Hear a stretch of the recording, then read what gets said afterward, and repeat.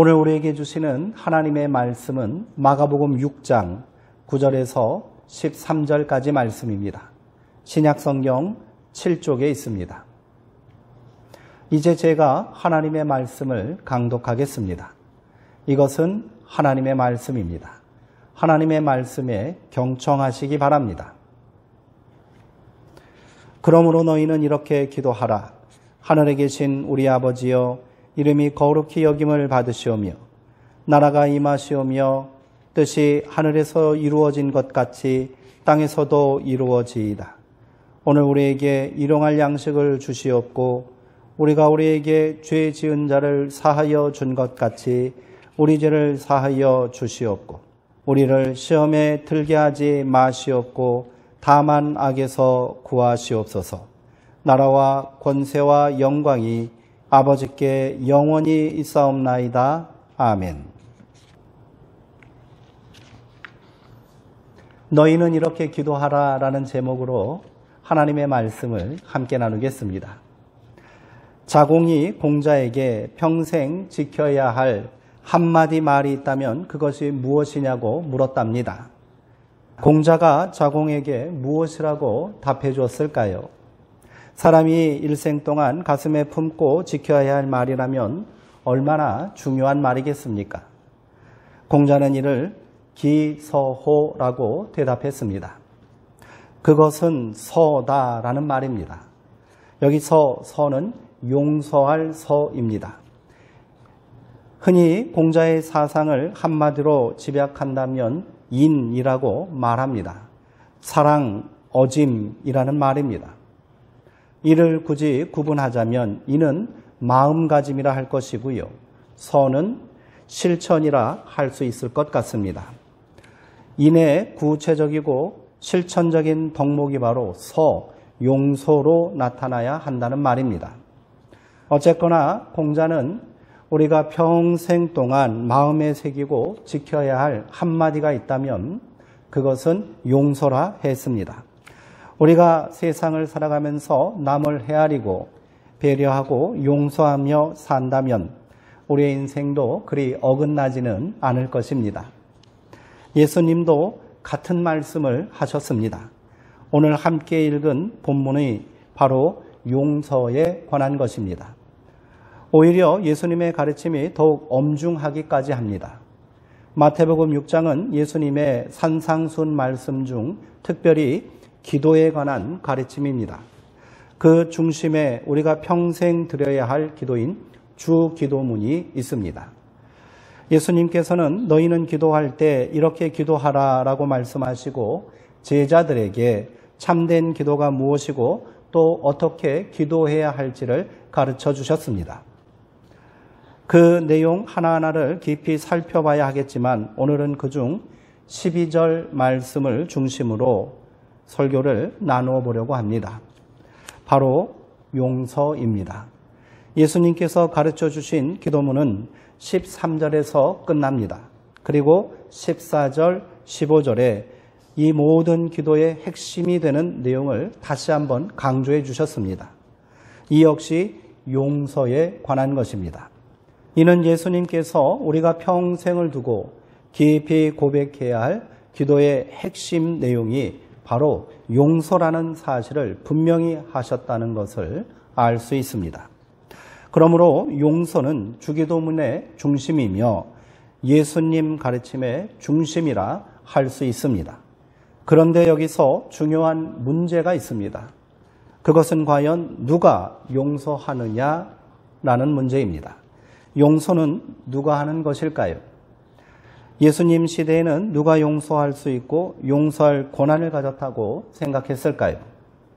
마땅히 그분은 하나님이십니다. 예수 시대에 죄를 용서할 수 있는 분은 오직 하나님 한 분뿐이라고 사람들은 믿었습니다.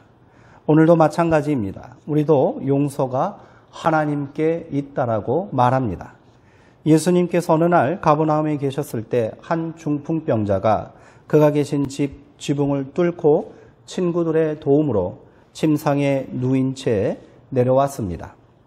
혼자서는 움직일 수 없는 처지이기에 친구들이 침상채 메고 그를 예수님 앞에 데리고 나온 것입니다. 그를 향하여 예수님은 말씀하셨습니다. 작은 자야, 내 죄사함을 받았느니라.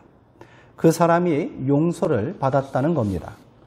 이 말을 들은 율법학자들은 어떻게 생각했을까요? 이 사람이 어찌 이렇게 말한단 말인가? 이는 분명 하나님을 모독하는 것이다. 하나님 외에 누가 감히 죄를 용서할 수 있단 말인가? 율법학자들이 예수님을 대하는 태도가 불순한 면이 있기는 하지만 그들의 말이 아주 틀린 것만은 아닙니다. 이는 분명 신성모독이 맞습니다. 한낱 사람이 어찌 사람의 죄를 용서할 수 있단 말입니까? 그렇다면 예수님께서 죄를 용서하신 것이 하나님을 모독한 것이 아니라고 변호하려면 어떤 방법을 취할 수 있을까요? 아마 두 가지 길이 있을 것입니다. 하나는 예수님 자신이 하나님의 아들이라고, 하나님과 같은 분이라고 주장하는 것입니다. 하나님의 아들이니까 하나님과 같은 권한이 있고요. 따라서 죄를 용서하는 것이 신성모독이 될 수 없다라는 말입니다. 예수님 시대에 그렇게 말하는 사람들이 있었습니다. 누구일까요? 바로 최고 권력자인 황제들입니다. 로마의 황제는 스스로를 신의 아들이라고 주장했습니다. 그래서 황제는 신의 대리자로 사면권을 가질 수 있을 뿐 아니라 생명에 대한 권한도 가졌다라고 주장할 수 있었습니다. 또 다른 방법이 있습니다. 예수는 하나님은 아니지만 하나님으로부터 사죄권을 위임받았다고 주장할 수 있겠지요. 율법에 따라 사죄의 제사를 주관하는 제사장들이 이에 해당할 것입니다. 실제로 이들은 제한된 범위이지만 제사를 주관하고 하나님의 신탁을 받아 사람들에게 사죄를 선포해 주었습니다. 그중 가장 권위 있는 대리자는 바로 대제사장이었겠지요. 그들은 아주 특별한 계층의 사람임에 분명합니다. 이들은 레위 가문에 속한 자들로 아론의 혈통을 이은 후손들입니다. 예수님은 이들과 혈통적으로 아무런 관계도 없을 뿐더러 정서적으로도 전혀 교감을 이루지 않으셨습니다. 그러기에 성전 제사의 중심에 서 있는 대제사장을 중심으로 종교 권력을 독점하고 있었던 당시 율법학자들의 눈에 예수님의 선언은 도무지 용납할 수 없는 망발이었던 것이지요. 두 가지 다 좋은 방법은 아니겠습니다. 아직까지 자신의 정체를 비밀에 붙이고 있는 예수님께서 직접 자신을 하나님의 아들이라고 말하실 리 없습니다. 그렇게 주장한다 해도 사람들이 믿지도 않을 것입니다. 물론 자신이 대제사장과 같은 지위에 있다고 말할 필요와 근거는 더더욱 없습니다. 그렇다면 예수님은 이들을 향해 어떻게 말씀하셨을까요? 인자가 땅에서 죄를 사하는 권세가 있는 줄을 너희로 알게 하려 하노라. 그리고서는 중풍병자에게 스스로 일어나 걸어가라고 말씀하셨습니다. 예수님께서는 죄를 용서받는 권한을 하나님의 아들로서 행하지 않으셨습니다. 하나님의 신탁을 받은 대리자라고 말하지도 않으셨습니다. 인자, 곧 사람의 아들로 행하셨다 말씀하십니다. 용서하는 권한이 있다면 그것은 스스로 하나님의 아들이라고 참담하게 주장하는 자의 것이 아니며 하나님의 대리자를 자처하며 사죄권을 독점한 것처럼 행세하는 자들의 것이 아니란 말입니다. 땅에서 죄를 용서하는 권한은 이제 사람의 아들에게 달려있다라고 선언하신 것이지요. 예수님께서는 사람의 아들로서 죄를 용서하셨습니다. 그리고 주의 기도에서는 죄를 용서하는 이 신성하고 준엄한 권세를 우리의 의무로 주셨습니다. 용서는 사람이 반드시 실천하고 지켜야 할 신성한 권리이자 의무라는 의미입니다. 우리가 우리에게 죄 지은 사람을 용서하여 준 것 같이 우리의 죄를 용서하여 주시고, 마태복음 6장 12절의 말씀입니다. 이 기도는 참으로 엄청난 폭발력을 가진 기도입니다. 정말 놀랍고 한편으로는 두려운 기도가 아닙니까? 우리의 용서가 무엇으로 연결되었는지, 그리고 우리의 기도가 얼마나 중요한지 깊이 생각해 보시기 바랍니다. 이 말씀에 대하여 이어지는 마태복음 6장 15절에서는 이렇게 부연 설명하고 있습니다. 너희가 사람의 잘못을 용서하지 아니하면 너희 아버지께서도 너희 잘못을 용서하지 아니하시리라. 무슨 말입니까? 우리의 용서가 없다면 하나님의 용서 또한 없다는 것입니다. 물론 이 말이 우리의 용서가 하나님의 용서보다 더 중요하고 우리의 용서가 하나님의 용서를 결정하는 전제 조건이 된다는 말은 아닐 것입니다.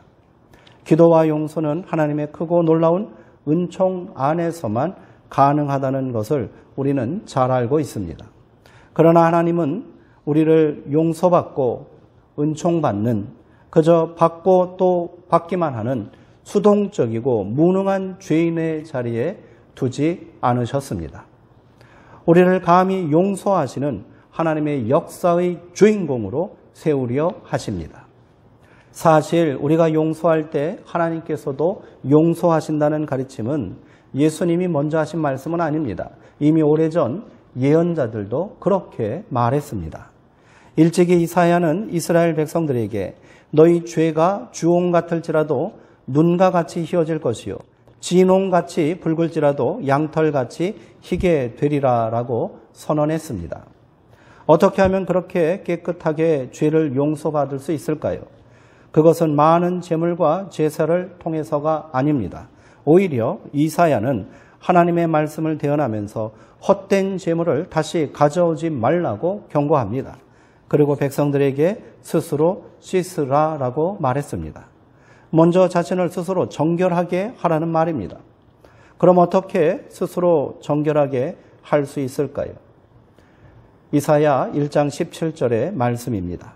선행을 배우며 정의를 구하며 학대받는 자를 도와주며 고아를 위하여 신원하며 과부를 위하여 변호하라라는 말씀입니다.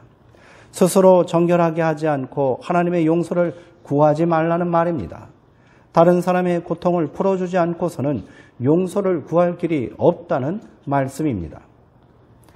우리가 용서할 때 우리는 하나님의 큰 용서 안으로 비로소 들어갈 수 있습니다. 그런데 여기서 뒤늦게 다시 가장 기본적인 질문을 던져봅니다. 용서란 무엇일까요?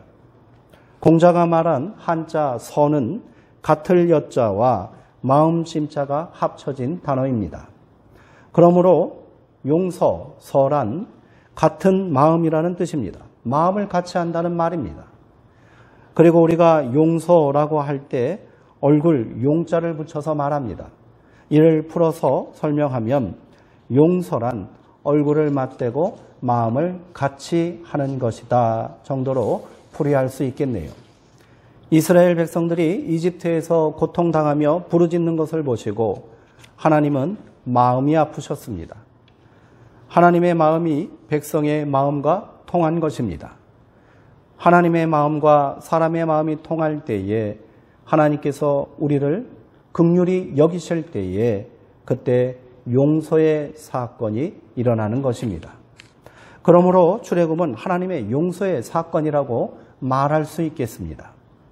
예수님은 갈릴리에서 가난하고 병든 사람들의 고통을 보시고 아파하셨습니다. 긍휼한 마음입니다. 그래서 고통당하는 사람들에게 가셔서 그들의 병마를 풀어주시고 가난한 사람들을 하나님 나라의 주인으로 세워주셨습니다. 배고픈 무리를 위해 떡을 주셨고요. 오라비의 죽음으로 슬피 우는 가련한 여인들과 함께 눈물을 흘리셨습니다. 이것이 용서의 사건인 겁니다. 그러므로 용서는 단순한 감정의 표현이 아닌 하나의 사건이라는 겁니다. 예수님의 용서는 하나님 나라의 사건으로 일어난 것이지요. 주의 기도에서 용서라고 번역된 헬라어 아페시스는 용서라는 뜻뿐 아니라 면제하다라는 뜻도 담겨 있습니다. 더 나아가 풀어주다, 해방하다라는 뜻으로도 사용됩니다. 또한 죄라고 번역된 오페일레마는 빚, 의무, 속박이라는 뜻입니다. 이렇게 보면 죄의 용서는 빚의 면제로 읽는 것이 훨씬 원어에 가깝다고 할 수 있습니다. 예수님께서 중풍병자를 용서하실 때에도 그 용서는 죄 사함의 선포임 동시에 그를 고통으로부터 해방시켜주는 구체적인 사건이었습니다.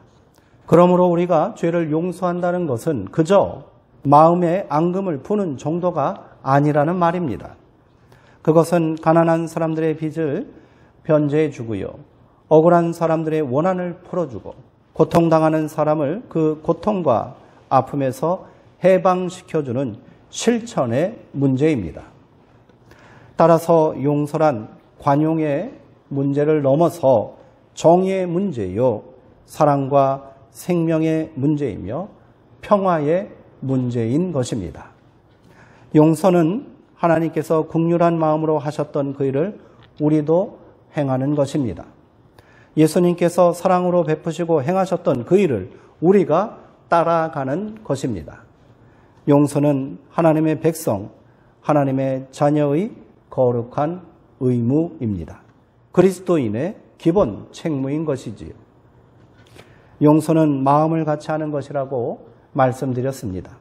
구체적으로 타인의 고통을 공감하고 더 적극적으로 그가 고통에서 해방될 수 있도록 실천하는 적극적인 행위입니다.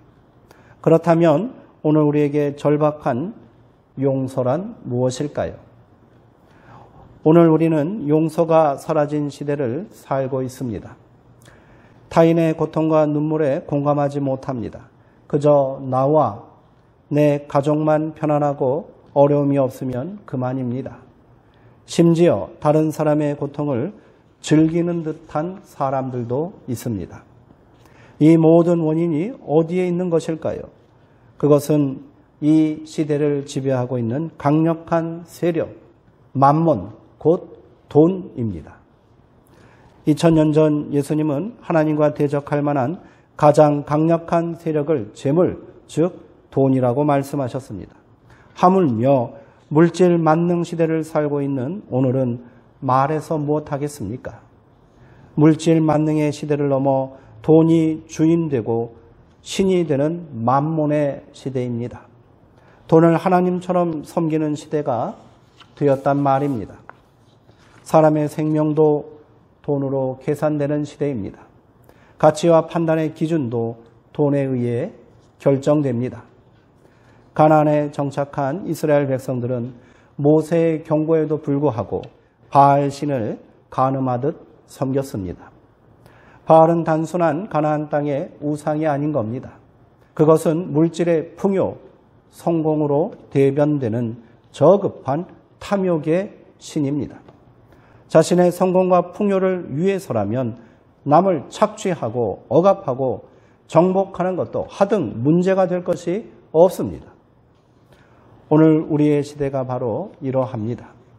강력한 바알, 돈이 이 시대를 지배하며 마치 하나님처럼 군림하며 사람들은 그것에 열광하고 있습니다. 수많은 사람들이 돈 때문에 고통받습니다. 가정이 파탄나고 부모 자식 간에 천륜을 저버린 비행이 자행되고요. 젊은이들은 졸업과 함께 신용불량자로 전락합니다. 우리가 얼굴을 마주하고 마음을 같이 해야 할 대상이 이웃이고 형제일진데 그 자리를 돈이 대신하고 있고 욕망이 차지하고 있습니다. 우리는 감히 하나님을 향해 용서를 구할 수 없는 자들입니다. 그러나 우리는 다시 용서를 구해야겠습니다. 탐욕으로 이성이 마비된 이 시대를 위하여 용서를 구합시다. 나와 가족의 안위만을 위해 골몰했던 우리의 이기적인 욕망에 용서를 구합시다. 나의 상처와 고통은 잠시 뒤로 하십시오. 이웃의 고통과 아픔을 공감하시고 함께 하십시오. 그래야 나도 용서받고 그들도 용서받을 수 있습니다. 거룩한 주일입니다. 오늘 우리가 구해야 할 진정한 용서가 여기 있습니다. 우리 가운데 절망과 고통으로 탄식하는 이웃이 있다면 그를 위해 눈물을 흘리시고 마음을 나누십시오. 그래야 우리가 감히 하나님을 향해 우리가 우리에게 죄 지은 자를 사하여 준 것 같이 우리 죄를 사하여 주옵소서 기도하며 하나님의 나라가 하늘에서 이루어진 것 같이 땅에서도 이루어지기를 바랍니다. 고백할 수 있는 것입니다. 어찌 나의 삶의 자리만 한탄하고 한숨만 짓고 계십니까? 예수님께서 사망 권세를 이기시고 부활하시어 우리에게 참 생명, 하나님의 자녀되는 권세를 주신 이유가 어디 있겠습니까? 바로 이 땅 가운데 있는 절망과 탄식 가운데 있는 이웃과 형제들을 위하여 용서의 기도를 행하라는 것 아니겠습니까? 주기도문이 단순한 기도문이 아니라 우리의 삶의 진실한 고백이 되기 위하여 우리 이제 용서합시다.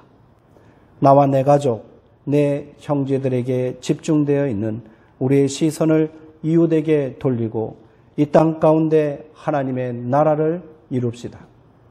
무엇을 할 수 있을까? 고민하지 마십시오. 작은 것부터 시작하면 되는 겁니다. 우리의 작은 용서가 마침내 하나님 나라의 큰 열매가 될 줄 믿습니다. 예수님은 하나님 나라를 거대한 우주적인 상징물로 이야기하지 않으셨습니다. 예수님은 하나님 나라를 작고 보잘것없는 씨앗에 비유하셨습니다. 그것이 언제 자랄까? 그것이 자라 무엇을 이룰 수 있을까? 외면하고 무시하지 마십시오. 작은 씨앗들이 모여 그것이 자라 마침내 거대한 숲을 이루고 하나님 나라가 세워지게 될 줄 믿으시기 바랍니다. 무엇을 위해 기도하시겠습니까? 그저 내 삶의 안위와 평안만을 간구하지 마시고 작은 부분일지라도 이 땅의 이웃과 아픔과 고통 가운데 있는 형제들을 위해 용서의 기도를 드리십시오. 그래야 우리의 기도가 하늘을 움직이는 응답이 될 줄 믿습니다. 기도하시겠습니다. 인자가 많으신 사랑의 하나님, 우리를 용서해 주시고 예수 그리스도의 십자가 은총을 통해 자녀된 권세를 누리게 하시니 감사합니다. 그렇게 우리 주님은 너희는 이렇게 기도하라. 너희가 이 시대를 용서하라 말씀하십니다. 용서하지 않고는 하나님 앞에 감히 용서를 구하지 말라라고 말씀하십니다. 오늘 이 말씀을 우리가 두려움으로 받습니다. 이제 우리가 마음을 주고 우리가 집착하고 있는 것들에서 벗어나 우리가 진실로 하나님의 사랑으로 그리스도의 은총으로 얼굴을 맞대고 마음을 같이 해야 할 용서의 대상이 누구인지를 찾아 나서게 하옵소서. 그렇게 고통과 절망 가운데 있는 이 땅에 하나님 나라를 속히 세우는 부지런한 일꾼들이 되게 하옵소서. 예수님의 이름으로 기도합니다. 아멘.